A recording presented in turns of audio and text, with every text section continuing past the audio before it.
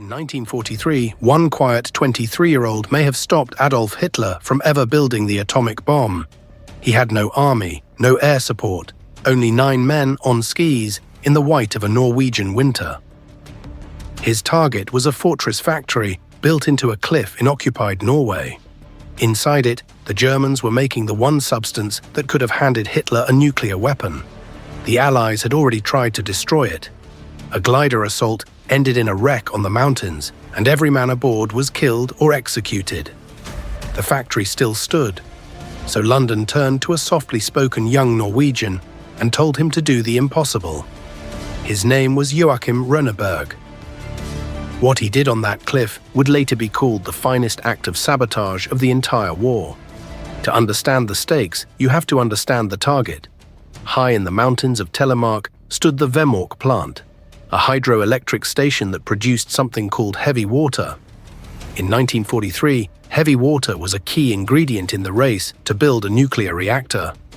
And a reactor was the first step toward a bomb.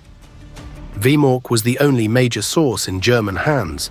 As long as it ran, the Nazi atomic program had a future. The plant clung to the side of a gorge, on one side a sheer rock face, on the other a deep ravine and a single guarded bridge. The Germans believed no attacking force could ever reach it. They were about to be proven wrong. The man chosen to lead the raid was 23 years old. His name was Joachim Rønneberg. He was calm, precise, and almost gentle in manner, not the image most people carry of a commando. He handpicked his team from fellow Norwegians training in Britain, men who knew these mountains because they had grown up in them. They parachuted onto a frozen plateau in the dead of winter. But the weather had other plans. For days, a blizzard trapped them in the open, one of the worst storms in living memory. They sheltered in a hut, rationing scraps of food, waiting for the sky to break. Most armies would have called it off. They did not. When the storm cleared, they moved.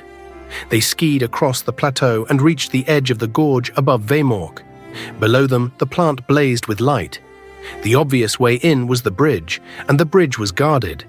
So Rønneberg chose the impossible way instead. They would climb down into the ravine, ford the icy river at the bottom, and climb the sheer cliff on the far side. In the dark, in winter, carrying explosives. It was the one route the Germans had never thought to defend, because they believed no one could survive it. They climbed the cliff in silence and cut through the perimeter fence. Rønneberg and his demolition party found a cable duct, a narrow tunnel running into the very heart of the plant. One by one, they crawled through it and dropped into the room that held the heavy water cells. A single Norwegian caretaker was inside. He was terrified. Rønneberg's men even now kept their discipline. They reassured him and let him fetch his glasses before the charges blew, so he would not be without them in the war years to come.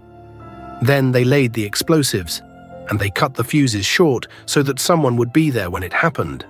So there could be no doubt. The blast was smaller than they feared and more complete than they hoped. It tore the heavy water cells apart and sent months of production draining away across the floor. The single most important target in the German atomic effort had been destroyed, and not one shot had been fired. Now they had to survive. A garrison of German soldiers held the region, and within hours, thousands of troops would be sweeping the mountains for the men who had done this. What followed was one of the great escapes of the war.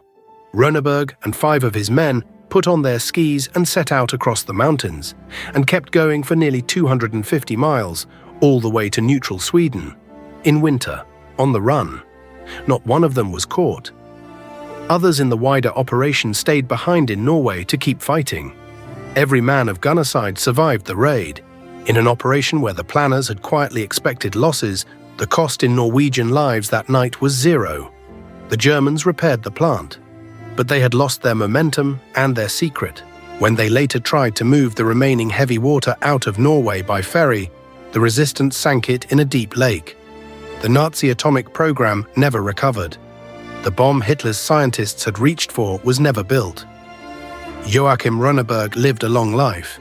He went home to Norway, became a broadcaster, and spent his later years quietly reminding the young of what the war had cost. He rarely spoke of himself. When he did, he pointed not to his own courage, but to his men and to the ones who never came home. Joachim Rønneberg died in 2018. He was 99 years old, the last surviving leader of the raid. At the end, he was honored across Britain and Norway as the man who helped keep the most terrible weapon in history out of Hitler's hands. He carried that with the same quiet modesty he had carried up the cliff. There was no army that night, no air support, only 9 men on skis, in the snow, and the war they may have helped to win, lest we forget them.